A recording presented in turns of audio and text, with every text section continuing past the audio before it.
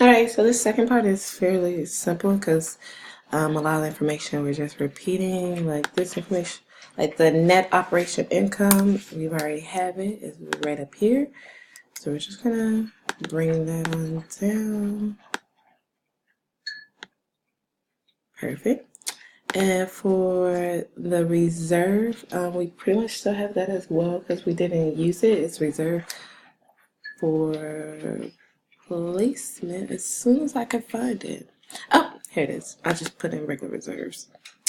No. Silly, silly me. Silly, silly me. So we're just going to bring this on down as well because we did not use it.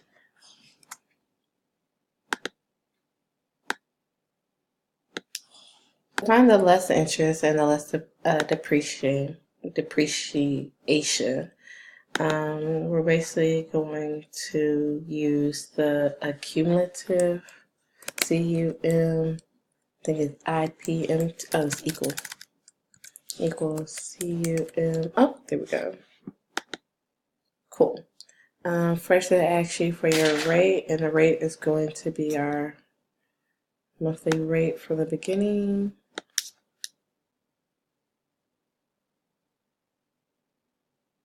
Mortgage interest rate, actually.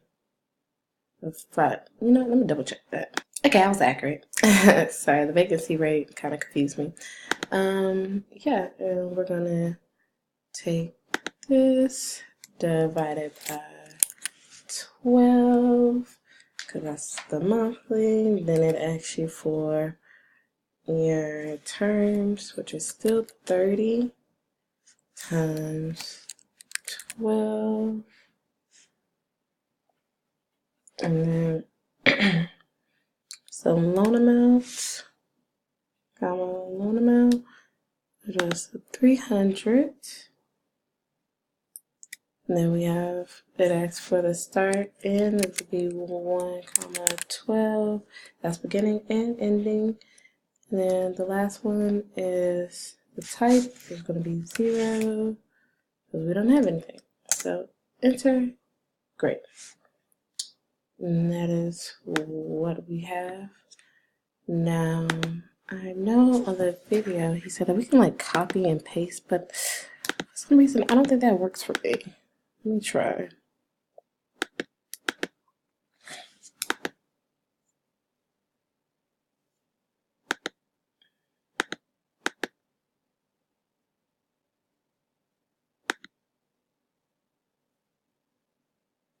Okay. So absolutely don't work for me. So hold on, let me pause this because I don't want to mess up anything. Can I just, okay, great. Okay, cool. Able to copy and paste how he taught us in the video. So I basically just hit it and I locked down my numbers because you didn't see that, but I did lock down my numbers. And I basically just hit accounting so that it can reflect the positive and the actual amount. Now, I know you're probably wondering, okay, there's a step that I'm missing, which is correct. I need to change the period times because all the numbers are still the same and it's still reflected for the first year, which we know that is not accurate. So I need to change this from 1 to 13, 12 to 24. Enter. Good. Okay, see, I don't even know what that means. Look, just change it correctly. Right, because the number. Anyway, afterwards is 25 and 36. Input. Perfect. Okay. And let me look at my notes. So this is supposed to be number 11, and the last one needs 11, 10. The middle one needs to be highlighted. Okay. I'm not sure what this error is for. I'm gonna ignore it because it's the exact same as everything else. So I'm not sure why it will reflect there and not anywhere else. Anywho, let's move on to the least. I can't even pronounce this word right now. Like my tongue is so tired. Least depreciation. depreciation. Anyway, let's move on to that. So basically for this one, we'll do the loan amount divided by the recovery. So it'll be equal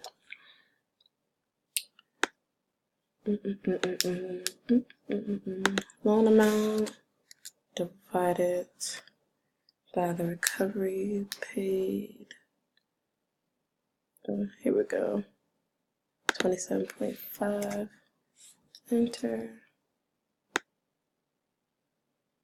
And I want to lock them both down.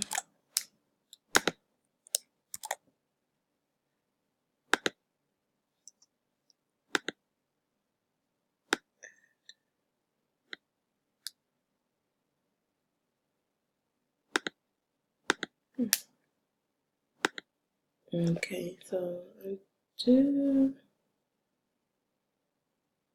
good.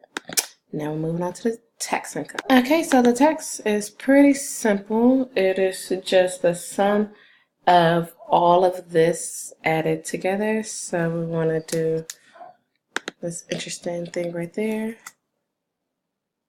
Whew, being taxed. Tax income is pretty nice. It's kind of expensive. And then it's going to go up every year. There we go. Okay. Oh, I gotta go get my dog. Earlier, well, just a few seconds ago, I was saying that it's pretty high, but I just took a second to double check the numbers, and everything is looking accurate on my end. But then I had to think about it. The main reason why it's going up is because the interest payment is going down. So since that's going down, we're paying more principals. So with us paying more principal, our taxable income is going to go up. Gotta pay the man. Now we're moving on to the before tax flows. So pretty much the same as up here. We're just gonna copy it down here. Perfect. And to get the tax impact, it's basically your taxable income. So it'll be equal this times your tax rate. And I don't exactly remember what it was on top of my head. Where is it at?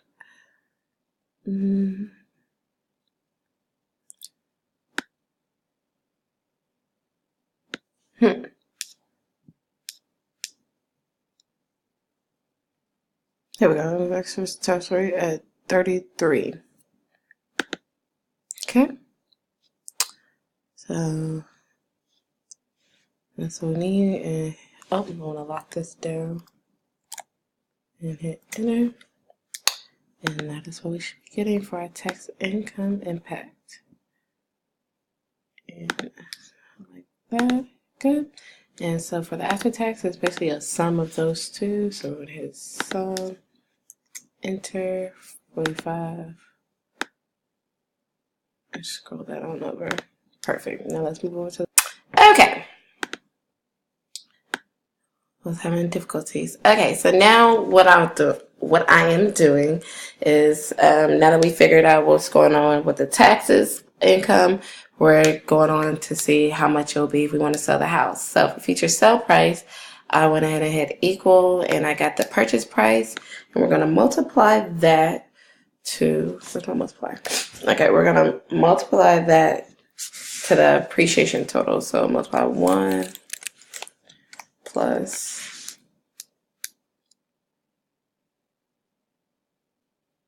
the appreciation total.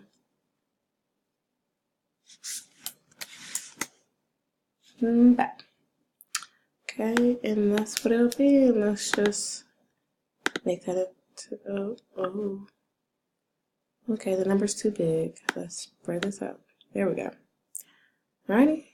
And that is for that. And for the less cost, it's basically going to be the future sales price times the selling cost.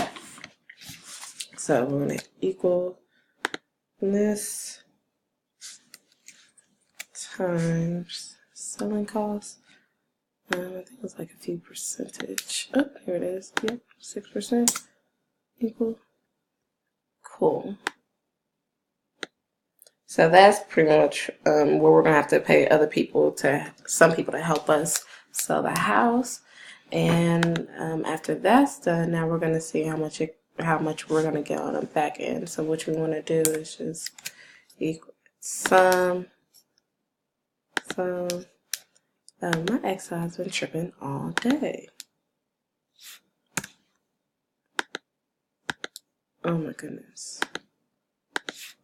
Oh, now you want to work. See? Stripping all day, guys.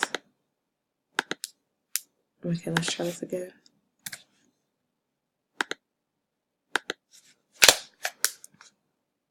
Okay, we're just gonna add the sum of that together. Okay, cool. And that is not accurate.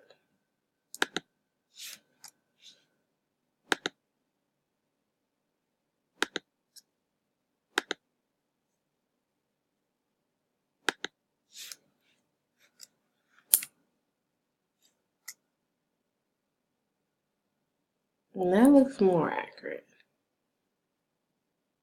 Perfect.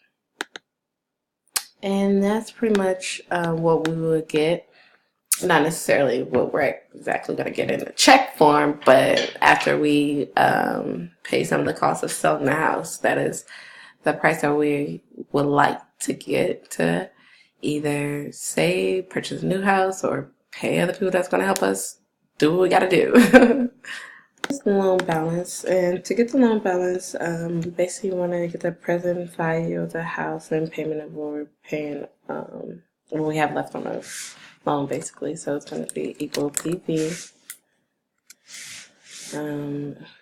First thing is rate, so we want the mortgage rate.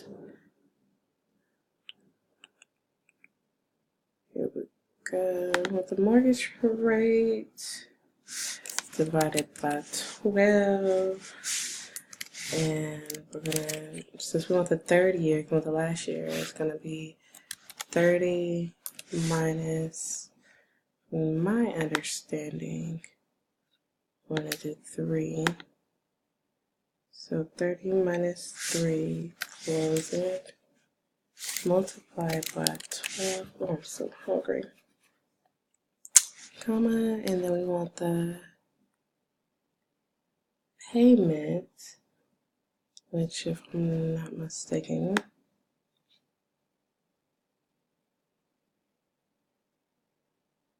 it's the loan payment.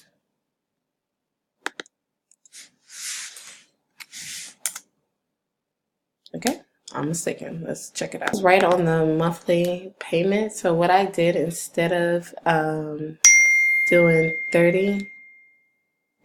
doing 30 minus 3, I just went ahead and just put 27 times 12, and in my mind, in theory, it should give us the same amount. So that's basically the loan that we have left. Now we're gonna do the capital gain.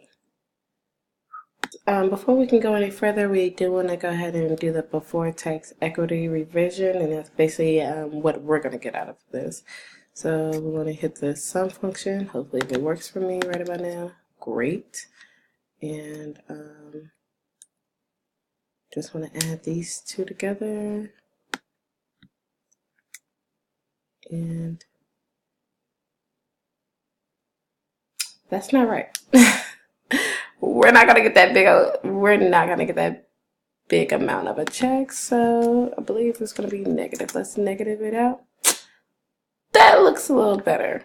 That looks a little more reasonable amount of check that we should get, especially including all the high price of the house and everything deducted from it. That seems just a tad bit more reasonable. Alright, I gotta give me a new video. So let's save this. Next video we'll do the capital gain, and then I will tell you why or why not we should invest.